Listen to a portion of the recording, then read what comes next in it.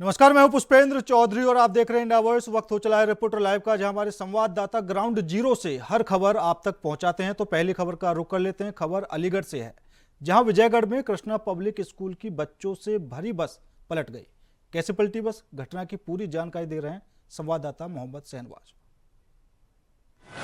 अलीगढ़ के थाना विजयगढ़ इलाके के बगियार से आज सुबह एक घटना सामने आई है, जहां एक स्कूली बस जो कि कृष्णा पब्लिक स्कूल की स्कूली बस थी, वह एक हादसे में सड़क के साइड बने एक गड्ढे में जाकर गिर गई और पलट गई।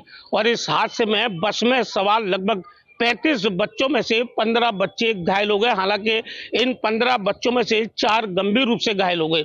घटना को देखते ही आसपास के ग्रामीण लोग मौके पर पहुंचे और तत्काल जानकारी क्षेत्रीय पुलिस को दी गई। मौके पर पहुंची पुलिस और ग्रामीणों के द्वारा तत्काल रेस्क्यू कर सभी बच्चों को बस से बाहर निकाला गया। हालांकि घायल बच्चों को तत्काल उपचार हेतु अस्पताल भेजा गया है। इधर मिली जानकारी के अनुसार बताया जाता है कि जो कृष्णा पब्लिक स्कूल की बस थी, उसका अचानक ही स्टीयरिंग फेल हो गया था। सुबह वह बच्चों को लेकर स्कूल की ओर रवाना हुई थी। स्टीयरिंग फेल होने के कारण बस अनियंत्रित हुई और रोड साइड बने एक गड्ढे में जाकर पलट गई। हालांकि इस हादसे में 4 बच्चे गंभीर रूप से घायल बताए जा रहे हैं, जिनके हाथ पैर और सर में गंभीर चोटें आई हैं, हाथ पैर में फ्रैक्चर हुए हैं। हालांकि इस मामले में पुलिस पूरी गहनता से जांच पड़ताल कर अग्रिम कार्रवाई करने में जुटी हुई है। बताया जाता है घटना के बाद जो बस का चालक था वो मौके से फरार हो गया है। फिलहाल पुलिस इस मामले में गहनता से जांच कर कार्रवाई करने में जुटी हुई है। बड़ा सवाल ये उठता है कि जिस तरीके से स्कूली बसों का फिटनेस को लेकर और अन्य चीजों को लेकर देखभाल नहीं की जा रही, तो कहीं ना कहीं हादसे को न्योता देते हुए नजर आ रहे हैं। और उसी का अंजाम यह है कि आज एक बस जो कि स्टीयरिंग फेल होने के कारण अनियंत्रित हुई और पलट गई, और पलटने के बाद इसमें स्कूली बच्चे घायल हो गए। हालांकि घायल बच्चों का सभी का उपचार जारी है। फिलहाल पुलिस जांच पड़ताल कर अग्रिम कार्रवाई करने में जुटी हुई है। अलीगढ़ से मोहम्मद शाहनवाज, इंडिया वॉइस। बढ़ते अगली खबर की ओर। खबर बलिया से है, जहां बाबा साहब अम्बेडकर को लेकर गृह मंत्री अमित शाह द्वारा की गई टिप्पणी पर आज सैकड़ों कांग्रेस के कार्यकर्ताओं ने जिला अधिकारी कार्यालय पर पहुंचकर ज्ञापन सौंपा। खबर पर ज्यादा जानकारी दे रहे हैं हमारे सहयोगी करुणेश पांडे। बाबा साहब के बयान को लेकर के अमित शाह का जो बयान आया, उस बयान को लेकर के जिस तरह से आज विपक्ष पूरे देश में आंदोलित है, मैं आपको बता दूं कि उसी क्रम में आज बलिया जिला कार्यालय पे कांग्रेस पार्टी सैकड़ों कार्यकर्ता वहां पर पहुंचे। साथ में प्रदेश उपाध्यक्ष राघवेंद्र प्रताप सिंह के नेतृत्व में वहां पर कार्यकर्ता पहुंचे थे। और मैं आपको बता दूं कि उन्होंने यहां पे पत्रक दिया और मांग किया कि अमित शाह को बर्खास्त किया जाए। मैं आपको बता दूं कि वहीं राघवेंद्र प्रताप सिंह ने कहा कि जिस तरह से जयंत चौधरी के जो प्रवक्ता हैं, जिन्होंने जो अमित शाह के खिलाफ कुछ बोला था, जिनको जयंत चौधरी ने उनको अपने पद से हटा दिया, प्रवक्ता से हटा दिया, जिसको लेकर के राघवेंद्र प्रताप सिंह जो उपाध्यक्ष हैं कांग्रेस कमेटी के, उन्होंने कहा कि ऐसा है कि जयंत चौधरी को लाल बत्ती चाहिए, उनका कोई सिद्धांत नहीं है। जितनी जो छोटी छोटी पार्टियां हैं, इनका कोई सिद्धांत नहीं है। जहां इनको लाल बत्ती मिलेगा वहां ये लोग जाएंगे। वहीं पे मायावती को लेकर के कहा गया कि यह अम्बेडकर की विरासत संभालती हैं और इस आंदोलन में देखा जा रहा है कि मायावती जो है काफ़ी पीछे है। उसको लेकर उन्होंने कहा कि मायावती को मोदी और शाह जो है ईडी के नाम पर डरा के रखे हैं। वो जो है इस आंदोलन में बढ़ चढ़ के हिस्सा नहीं ले रही हैं, वह बोल नहीं रही हैं। यहाँ तक उन्होंने कहा कि जिस समय वो मुख्यमंत्री हुआ करती थी और उनके जो कार्यकर्ता है प्रताड़ित होते थे, तो वो सड़क पर भी नहीं उतरती थी। तो ये तो बाबा साहब की बात है। और जहाँ तक रहा कि अम्बेडकर की जो चिंता है, बाबा साहब भीमराव अम्बेडकर की बात है, वो कांग्रेस चिंता करती है, न कि बसपा चिंता करती है। करुणेश पांडे, इंडिया वॉइस के लिए बलिया से। खबर बलौदाबाजार से है, जहां जिले में मौसम ने अचानक करवट ली और घना कोहरा छा जाने के कारण जनजीवन प्रभावित हुआ। मौसम पर पूरी अपडेट दे रहे हैं हमारे सहयोगी प्रदीप महेश्वरी। और चारों तरफ कोहरा छा गया। कोहरा छाने के कारण धुंध इतना अधिक था कि आगे गाड़ियां नहीं दिख रही थी। यातायात पुलिस के द्वारा चारों तरफ ऐसी व्यवस्था की गई थी कि किसी प्रकार की ऐसी दुर्घटना न हो कि धुंध के कारण एक्सीडेंट। याद है कि पिछले साल इसी धुंध के कारण कई एक्सीडेंट हुए थे और कई लोग की जान गई थी। प्रशासन, यातायात पुलिस के द्वारा यह व्यवस्था की गई थी कि अब जैसी या धुंध हुआ रात से ही चारों तरफ चौकसियां लगा दी गई थी और यातायात पुलिस अपने चौक पॉइंट बना के सभी जो भी गाड़ियां वाले थे को हिदायत दी गई गाड़ी धीरे स्पीड चलाएं और लाइट तेज चलाएं और पूरे इंडिकेटर चलाने के साथ अपनी यात्रा को करें। आपको बता दें कि मौसम विभाग से प्राप्त जानकारी के अनुसार अभी 3 दिन तक विजिबिलिटी बहुत बढ़िया रहेगी, जिसके कारण अभी धुंध रात को भी शाम से स्टार्ट हो जाएंगे धुंध आना, और प्रशासन के द्वारा व्यवस्था की जा रही है कि ऐसी कोई दुर्घटना ना हो ताकि किसी प्रकार किसी की जान जाए। निश्चित ही कि इस प्रकार की यदि पुलिस की द्वारा व्यवस्था की जाती है और समय पे यदि चौकसी और हिदायत यातायात द्वारा दी जाएगी तो निश्चित ही कि दुर्घटनाएं कम होगी। लेकिन अभी 3 दिन तक मौसम खराब होगा और विजिबिलिटी बहुत कम होगी और धुंध लगातार रहेगा। मैं इंडिया वॉइस के लिए बलौदाबाद से प्रदीप महेश्वरी। बढ़ते अगली खबर की ओर। खबर देहरादून से है, जहां क्रिसमस और नए साल के दौरान उत्तराखंड में ठंड बढ़ने के आसार नजर आ रहे हैं। मौसम विभाग ने आज प्रदेश के पर्वतीय जिलों में बारिश के साथ ही बर्फबारी का अंदेशा जताया है। क्या कुछ कहा है मौसम विभाग ने, बता रहे हैं हमारे सहयोगी धनराज गर्ग। उत्तराखंड में शीतलहर का कहर लगातार बरपता हुआ नजर आ रहा है, क्योंकि लगातार देखा जा रहा है कि पहाड़ी क्षेत्रों में बर्फबारी हो रही है तो वहीं मैदानी क्षेत्र में हल्की फुल्की बारिश भी देखने को मिल रही है, जिससे कहीं ना कहीं शीत लहर जो है वो बढ़ती हुई नजर आ रही है, जिससे आम जनमानस को कहीं ना कहीं दिक्कतों का सामना करना पड़ रहा है।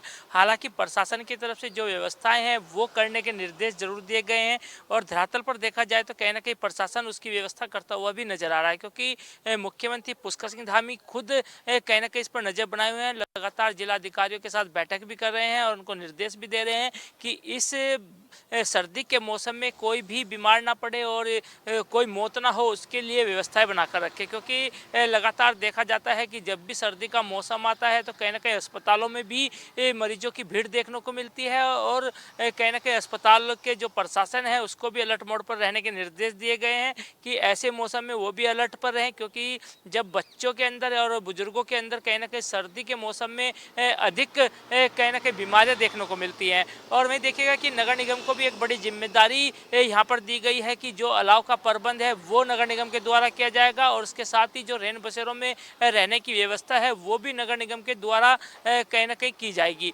और वो लगातार देखने में भी आ रहा है कि नगर निगम कहीं ना कहीं इन व्यवस्था को दुरुस्त करने के लिए जुटा हुआ है और तमाम जो नगर निगम का प्रशासन है वो लगातार जो अलाव के लिए लकड़ी का प्रबंध है वो कर रहा है। और जो मेन चौराहे हैं, चाहे हम ISBT की बात करें, रेलवे स्टेशन की बात करें या फिर कहा जाए कि जो अधिक व्यस्तम चौराहे हैं वहाँ पर भी कहीं ना कहीं लकड़ी का प्रबंध किया जा रहा है ताकि वहाँ पर अलाव चल सके और आने जाने वाले लोग सर्दी से बच सकें। और देखिएगा कि वहीं कहीं ना कहीं अभी भी मौसम विभाग की तरफ से कहा गया है कि आने वाले समय में जो सर्दी है वो कहीं ना कहीं बढ़ती हुई नजर आएगी और इसमें कहीं ना कहीं आम जनमानस को भी एहतियात बरतने की आवश्यकता है। India voice Dhanraj, Dehradun. खबर दिल्ली से है, जहां आप संयोजक अरविंद केजरीवाल ने बीजेपी को जमकर घेरा है। क्या कुछ कहा है केजरीवाल ने, बता रहे हमारे सहयोगी कमल किशोर। चुनाव से पहले दिल्ली सियासत का पारा भी लगातार चढ़ता जा रहा है। एक तरफ पूर्व मुख्यमंत्री अरविंद केजरीवाल महिला सम्मान योजना का फॉर्म भरवाने के लिए किदवई नगर विधानसभा क्षेत्र पहुंचे तो दूसरी तरफ बीजेपी ने भी आम आदमी पार्टी के खिलाफ मोर्चा खोल दिया। भारतीय जनता पार्टी ने अरविंद केजरीवाल और उनकी पार्टी के खिलाफ 40 पन्नों का आरोप पत्र जारी किया है, जिसमें गंभीर आरोप लगाए गए हैं। आरोप पत्र के कवर पेज पे लिखा है, दिल्ली सरकार हुई कंगाल, आप विधायक मालामाल और शीश महल में केजरीवाल। बीजेपी सांसद अनुराग ठाकुर, दिल्ली बीजेपी प्रमुख वीरेंद्र सचदेवा और पार्टी के अन्य कई नेताओं ने अरविंद केजरीवाल सरकार के खिलाफ आरोप पत्र जारी किया। इस दौरान अनुराग ठाकुर ने कहा कि आप सरकार ने यमुना नदी को इतना प्रदूषित कर दिया है कि बदबूदार, झागदार और जहरीली हो गई है।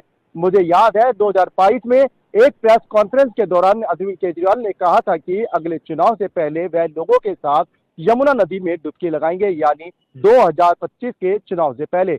अनुराग ठाकुर ने कहा कि यह आरोप पत्र आप और केजरीवाल सरकार के भ्रष्टाचार और उनके कुशासन को उजागर करता है।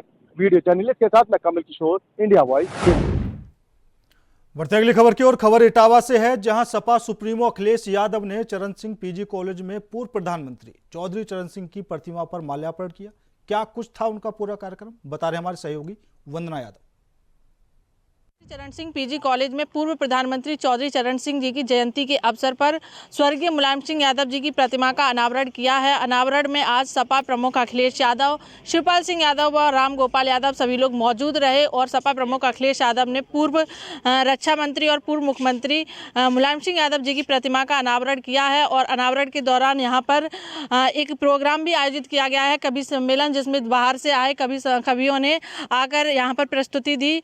वहीं आपको बता दें कि यहाँ पर पहुंचे सपा प्रमुख अखिलेश यादव ने अनावरण करने के बाद मीडिया से रूबरू हुए और रूबरू होने के बाद उन्होंने भारतीय जनता पार्टी पर निशाना साधते हुए कहा है कि भारतीय जनता पार्टी नियम कानून से नहीं चल रही है, संविधान से नहीं चल रही है। ये लोग फेक एनकाउंटर्स करवाते हैं और उस फेक एनकाउंटर्स को दूसरा रूप देने के बाद एक दूसरा फेक एनकाउंटर करवाते हैं। वहीं पर संसद में अमित शाह द्वारा जो बयान दिया गया है बाबा साहब भीमराव अम्बेडकर को लेकर, उस पर उन्होंने कहा है कि पूरी भारतीय जनता पार्टी को इस पर माफी मांगनी चाहिए। इटावा से इंडिया वॉइस के लिए वंदना यादव।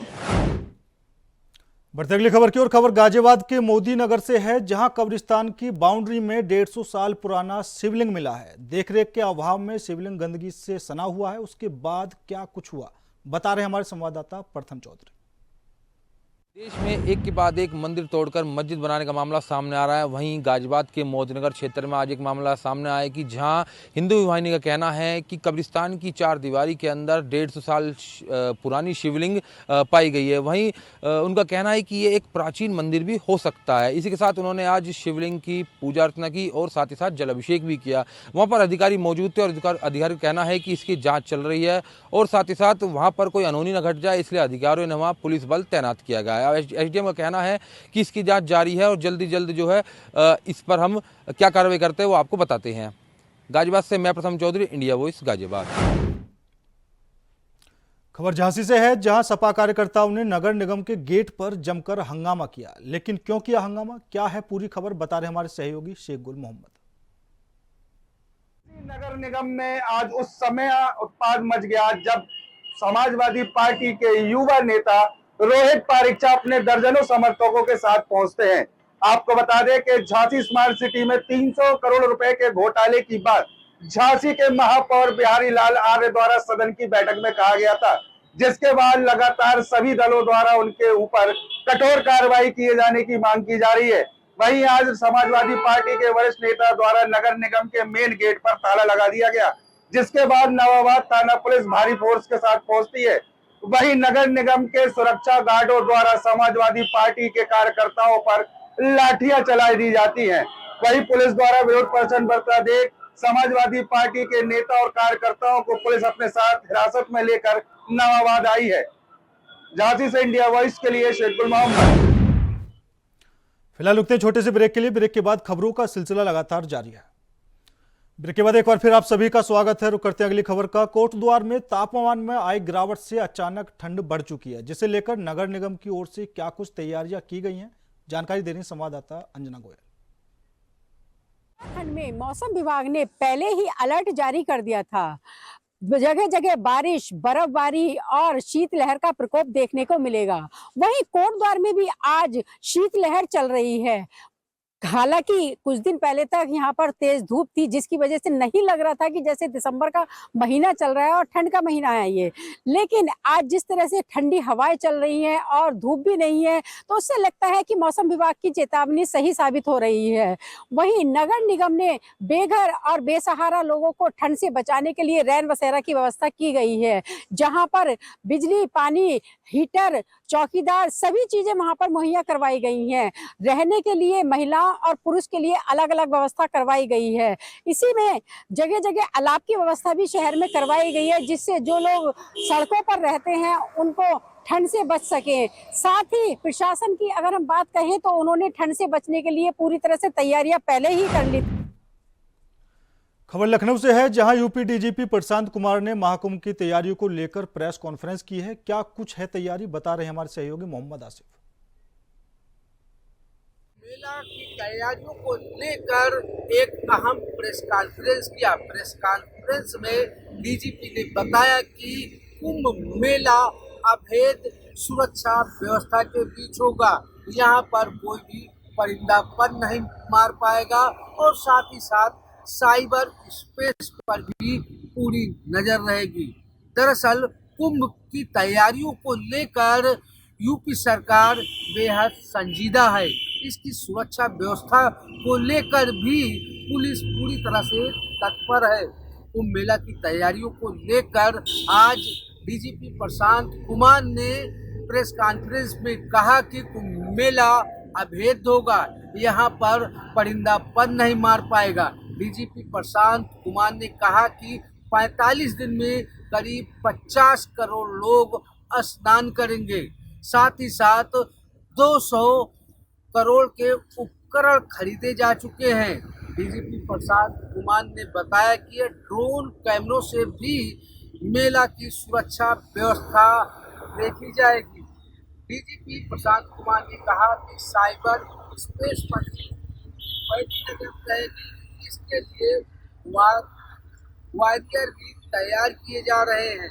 हालांकि जिस तरह से डीजीपी प्रशांत कुमार ने कुंभ मेला की सुरक्षा व्यवस्था को लेकर दावा किया है, यह दावा सच भी होगा, क्योंकि यूपी पुलिस की कुंभ मेला के दौरान अराजक तत्वों और संदिग्धों के साथ साथ आतंकी गतिविधियों पर भी पूरी पैनी नजर रहेगी। सहयोगी पैच के साथ आसिफ बेग, इंडिया वाइज, लखनऊ। खबर लखनऊ से है, जहां पुलिस और बदमाशों के बीच मुठभेड़ हो गई, लेकिन क्यों, क्या कुछ है पूरा मामला, बता रहे हैं हमारे सहयोगी मोहम्मद आसिफ। राजधानी लखनऊ में इंडियन ओवरसीज बैंक में सेंधमारी कर करीब 12 करोड़ रुपए के जेवरात चोरी करने के मामले में पुलिस को बड़ी सफलता मिली है। राजधानी लखनऊ की पुलिस और बदमाशों में मुठभेड़ हुई, जिसमें एक बदमाश घायल हुआ है। पुलिस का दावा है कि इन बदमाशों के पास से ज्वेलरी बरामद हुई है। फिलहाल इस ऑपरेशन में एसटीएफ को भी लगाया गया था। बता दें कि शनिवार को राजधानी लखनऊ के चिन्हाट थाना क्षेत्र के मटियारी चौकी से कुछ ही दूरी पर चोरों ने इंडियन ओवरसीज बैंक की दीवार काटकर अंदर दाखिल हो गए थे। अंदर दाखिल हुए चोरों ने 42 लाकर भी तोड़ डाले थे। इन लाकरों में रखा नकदी और जेवरात चोरी करने में सफल हो गए थे। इस मामले के खुलासे के लिए जहां चिन्हाट थाने की पुलिस लगी हुई थी, वहीं एसटीएफ को भी लगाया गया था। आज भोर में ही चिन्हाट थाने की पुलिस और बदमाशों में मुठभेड़ हो गई। चिन्हाट पुलिस का दावा है कि उन्हें सूचना मिली कि कुछ संदिग्ध लोग चिन्हाट थाना क्षेत्र के किसान पथ पर है, जो संदिग्ध है। पुलिस ने सूचना के आधार पर बदमाशों की घेराबंदी शुरू की। बदमाशों ने पुलिस से गिरता देख ताबड़तोड़ फायरिंग शुरू कर दी। हालांकि जवाबी फायरिंग में एक बदमाश बिहार का रहने वाला अरविंद घायल हो गया, उसके पैर में गोली लगी है। वहीं 2 बदमाश अंधेरे का फायदा उठाते हुए भागने में कामयाब रहे। डीसीपी पूर्वी का कहना है कि बदमाश के पास से चोरी किए गए आभूषण बरामद हुए हैं और साथ ही साथ इसकी निशानदेही पर कुछ और भी बदमाश पकड़े गए हैं। सारा माल जल्द से जल्द बरामद किया जाएगा। फिलहाल जिस तरह से राजधानी लखनऊ के इंडियन ओवरसीज बैंक में सेंधमारी कर 12 करोड़ से अधिक जेवरात चोरी किए गए, इससे पुलिस की गश्त और पुलिस की कार्यशैली पर भी सवाल खड़े हो रहे हैं। हालांकि इस मामले में एसटीएफ को लगाया गया है। एसटीएफ इस पहलू पर जांच कर रही है कि आखिर क्यों बैंक का अलार्म नहीं बजा और साथ ही साथ वहां पर गार्ड क्यों नहीं मौजूद था। सहयोगी फैज के साथ आसिफ बेग, इंडिया वाइज, लखनऊ। खबर लखनऊ से है, जहां कांग्रेस पार्टी ने प्रेस कॉन्फ्रेंस कर केंद्र सरकार पर जमकर हमला बोला है। क्या कुछ कहा है कांग्रेस ने, बता रहे हमारे सहयोगी रमन मिश्रा। श्री अमित शाह के बाबा साहब अम्बेडकर पर दिए बयान के बाद जिस तरीके से दिल्ली में विपक्ष ने हंगामा किया, उसके बाद में उत्तर प्रदेश में भी कांग्रेस के नेताओं ने और सपा के नेताओं ने भी वहां पर हर जनपद में प्रदर्शन किया। अब कांग्रेस इस मुद्दे को बड़ा बनाना चाहती है और इसके चलते कांग्रेस ने आज यहां पर बड़े नेताओं की अगुवाई में प्रेस कॉन्फ्रेंस की। प्रेस कॉन्फ्रेंस में पूर्व केंद्रीय मंत्री सलमान खुर्शीद, राज्यसभा सांसद प्रमोद तिवारी, केएल शर्मा अमेठी सांसद, वहीं सीतापुर सांसद राकेश राठौर और साथ में कांग्रेस प्रदेश अध्यक्ष अजय राय की अध्यक्षता में प्रेस कॉन्फ्रेंस हुई। प्रेस कॉन्फ्रेंस में सलमान खुर्शीद ने कहा कि जिस तरीके से भाजपा काम कर रही है, कहीं से नहीं लगता कि वो संविधान को बनाए रखना चाहती है, और अगर 400 पार हो जाता तो ये तय था कि अब तक बाबा साहब का संविधान हटाकर मोदी का संविधान लागू हो जाता। वहीं पर राज्यसभा सांसद प्रमोद तिवारी ने कहा कि जिस तरीके से अमित शाह ने बयान दिया है, वहां पर वह तुरंत बगल में ही मौजूद थे। ये झलक रहा था कि जो उनकी जुबान पर जो शब्द आए हैं वो काफ़ी दिनों से उनके दिल में, उनके दिमाग में चल रहा था। उनकी बॉडी लैंग्वेज ही बाबा साहब को लेकर नेगेटिविटी वाली थी और कहीं ना कहीं ये दलितों का अपमान भी है। पर कांग्रेस प्रदेश अध्यक्ष अजय राय ने इस मौके पर कहा कि अब कांग्रेस के नेता अपने सभी बड़े नेताओं की अगुवाई में जिला जिला गांव-गांव जाएंगे और वहां पर लोगों को बताएंगे कि भाजपा किस तरीके से संविधान विरोधी कार्य कर रही है और बाबा साहब के अपमान का बदला लेना है और भारतीय जनता पार्टी को कहीं ना कहीं हटाना है। खबर लखनऊ से है, जहां आम आदमी पार्टी ने राजधानी में विरोध प्रदर्शन किया है। लेकिन क्यों किया है प्रदर्शन, क्या कुछ है, पूरी खबर बता रहे हमारे सहयोगी निखिल रस्तोगी। लखनऊ में अमित शाह के बयान को लेकर विरोध प्रदर्शन कर रही है। आपको बताते चले स्वास्थ्य भवन में अपने कार्यकर्ताओं के साथ विरोध प्रदर्शन किया है। जिस तरह से अमित शाह ने बयान दिया, लेकिन आपको बताते अमित शाह का यहाँ पे आम आदमी पार्टी ने पोस्टर चलाया है और यहाँ से सभी कार्यकर्ता विधानसभा जाने की कोशिश कर रहे हैं, लेकिन पुलिस ने उन्हें पूरी तरह से रोक दिया है और साफ तौर से आम आदमी पार्टी कह रही है अमित शाह के बयान पे उनको माफी मांगनी चाहिए। लेकिन बीजेपी खबर पीलीभीत से है, जहां आतंकवादियों को पुलिस ने मार गिराया है। आतंकवादियों के पास से पुलिस ने क्या कुछ बरामद किया है और कितने आतंकवादियों को मार गिराया है, इस खबर पर पूरी जानकारी दे रहे हैं सहयोगी अमित पाल। कोतवाली पुनपुर की पुलिस की बड़ी कामयाबी देखने को मिली है। जैसे कि आपको बता दें, पंजाब पुलिस के साथ में मिलकर करके 3 खालिस्तानियों को जैसे कि फायरिंग में मुठभेड़ के दौरान घायल किया गया। जैसे कि हमको बताते चले, जो पंजाब के जिला गुरदासपुर चौकी पर बमबारी करने के मामले में ये 3 आतंकवादी हैं जो गुरदासपुर के ही निवासी हैं और इन्होंने जो कि बमबारी की थी, ये घटना को अंजाम दिया था, जिसको चलते जो पूरनपुर में इनकी संदिग्ध अवस्थाओं में प्राप्त जानकारी मिलने के अनुसार पंजाब पुलिस पूर्णपुर में उपस्थित हुई, जिसके साथ में पूर्णपुर पुलिस के साथ मिलकर करके जहां पर इनका 3 लोगों का एनकाउंटर किया गया है। तीनों बदमाशों का एनकाउंटर करने के बाद में पूर्णपुर सीएचसी लाया गया। सीएचसी के बाद में जो इलाज के दौरान इनकी मौत भी हो चुकी है। तीनों खालिस्तानियों की मौत हो जाने के बाद में जैसे कि फिलहाल की पंजाब पुलिस को सौंपा गया है। और हमको बताते चले कि ये तीनों खालिस्तानी जो हैं, इनके पास से 2 AK-47 व 2 ग्लासेस पिस्टल बरामद हुए हैं, व 100 कारतूस भी बरामद हुए हैं। और इनका बताते चले फौरन से भी इनका जो है कॉन्टैक्ट था, लेकिन आए दिन जैसे कि पंजाब पुलिस उनको ढूंढती। खबर प्रयागराज से है, जहां मुख्यमंत्री योगी आदित्यनाथ ने प्रयागराज में कुंभ से जुड़ी तैयारियों की समीक्षा की है। क्या कुछ है तैयारी, बता रहे हमारे सहयोगी शोएब रेजवी। योगी आदित्यनाथ आज फिर संगम नगरी प्रयागराज आए। दरअसल 2025 का जो कुंभ होना है उसकी तैयारियों का वो जायजा लेने आए थे। कई जगहों पर उन्होंने खुद निरीक्षण किया, जाकर के वहाँ के कार्यों को देखा, साथ ही साथ अधिकारियों के साथ एक लंबी बैठक की। दरअसल जो समय सीमा है वो लगभग ज़्यादातर कामों की पूरी हो चुकी है, लेकिन अभी भी कुछ काम है जो बाकी हैं। और अब मुख्यमंत्री ने आज कहा है कि 30 तारीख तक सारे काम पूरे कर लिए जाएंगे, चाहे वो प्लाटन कोन हो या जो चक्कर प्लेट बिछाई जाती है उसके बारे में भी उन्होंने फोकस किया। साथ ही साथ उन्होंने स्थलीय निरीक्षण किया है। मीडिया को भी उन्होंने कहा है कि बेहतर ब्रांडिंग के लिए वो भी आगे आए। तो इस तरह से कह सकते हैं कि मुख्यमंत्री योगी आदित्यनाथ लगातार कुंभ की तैयारियों पर नज़र रख रहे हैं, उसका निरीक्षण कर रहे हैं। चौथी चौथी बार वो संगम नगरी प्रयागराज आए थे और अधिकारियों के साथ लंबी बैठक करके वो तमाम योजनाएं जो चल रही हैं उसका निरीक्षण किया, उसके बारे में अधिकारियों से जाना और ये उम्मीद की जा रही है कि आने वाले दिनों में जो बचे हुए समय है उसमें ये सारे कार्य पूरे कर लिए जाएंगे, क्योंकि 13 जनवरी से जो स्नान पर्व शुरू हो जाएगा और उससे पहले ये तमाम काम को पूरा करने के मुख्यमंत्री ने सख्त निर्देश दिए हैं। Shoaib Rizvi, India voice, Prayagraj.